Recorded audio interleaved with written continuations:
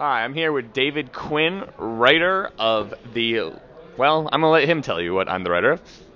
I write the not for children children's books, and you can tell this is a joke for those of us who may have grown up with Mad Magazine and Cracked and Sick and EC Comics and Jules Pfeiffer and James Thurber, etc. It's not for children children's books. The littlest bitch is the 5-year-old CEO who only wants to rule the world and doesn't understand why everyone else won't go along with her. Okay. I had another career over the years as a marketing consultant. And I did find that there was a lot in common in the field of executive communications and also bringing up a 5-year-old, which I'm also doing. Before The Littlest Bitch, before my marketing career that I discussed, I used to do a lot of work for hire comics in the 90s, Okay. writing things like Green Lantern for DC, just a couple stories. Some of my own creations for DC and Tundra and Image. Did a lot of work for Chaos Comics and Avatar and Marvel Comics, where I wrote Doctor Strange and Ghost Rider and Carnage, Spider-Man villains. So the 90s was a good time especially the early 90s was a great time for being a work-for-hire artist. But now I really focus mostly on properties that I own or co-own, such as the Not for Children children's book, which is my imprint, Yeah. or Faust, Love of the Damned, my horror series that I've done for 20 years with Tim Vigil. Can you tell us a little bit about Faust for those who aren't familiar with it? Here's a couple Faust comics. We can bring them into the camera just so you can see them. This is Love of the Damned. This is the latest chapter, Act 13. And here is a standalone graphic novel series with some of the characters from the same world.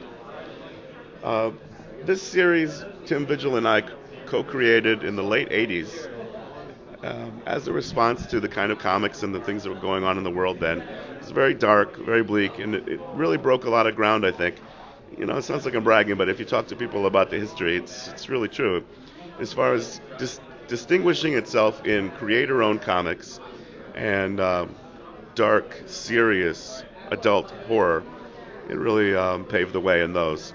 It came out at the same time as The Crow and Cry for Dawn, and often was sort of all lumped together as sort of a dark movement of the early 90s. So that continues, actually. Tim and I have 2 more chapters.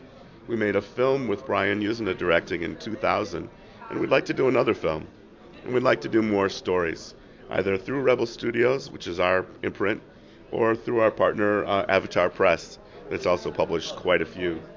We were some of the first creators to work with Avatar that had been, sort of already established, and it kind of helped put them on the map, and they're a great publisher, so we'll probably work with them again. But we've learned over the years that sometimes just the Faust, Love of the Damned stories, it's better if we just work on it ourselves, put it out ourselves, do it our own way. Kind of very garage band, but also very serious art for us.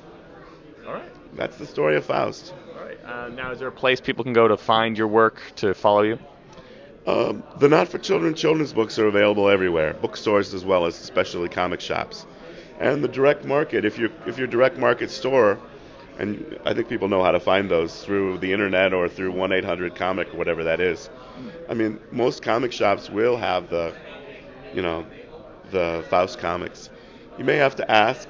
They may be in a bag, in a box, hidden in a closet where no one will find it. But, they've got them. They're there. Yeah. All right. Thank you very much. Thank you very much. Thank you. Nice talking to you, too. Enjoy the show. You, too. I'm Tim Dowd, and this is David Quinn, and we are on The Take.